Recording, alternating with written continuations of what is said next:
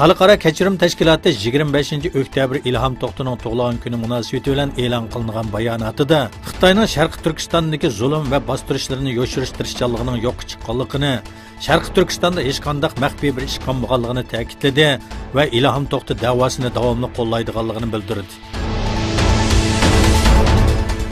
Xitoy Sharqi Turkistonda atalmış radikalizmga qarshi turish va halol tushunchalarning kengayib ketishiga qarshi turish nomi ostida kishilarni cho'chqa go'sht yeyishga majburlamoqda. Yaqinda Qashqar universitetida o'tkazilgan bayroq chiqarish marosimida Xitoy doiralari radikallikqa qarshi turishni yemaklikdan boshlash kerakligini ta'kidlagan.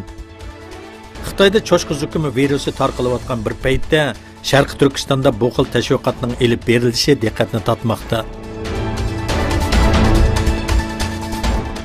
Xitoy kommunistlari Sharqi Turkistonda boylar va sarxillarni xohlagancha tutib yo'qotishni davomlashtirmoqda.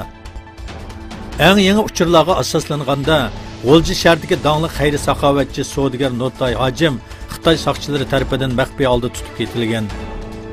Nurtay Hoji G'o'ljida yetimlar maktabi qurgan va boshqa xayri-saxovat ishlari bilan tanilgan shaxs.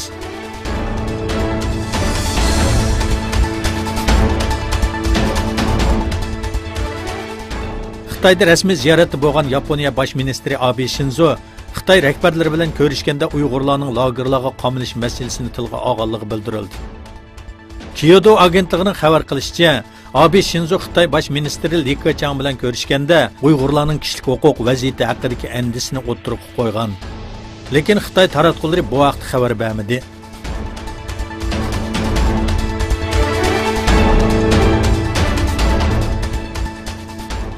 Fransiya, Germaniya, Rossiya va Turkiya to'rt davlat rahbari 27-oktyabr İstanbulda Suriya masalasi bo'yicha boshliqlar yig'ini o'tkazdi.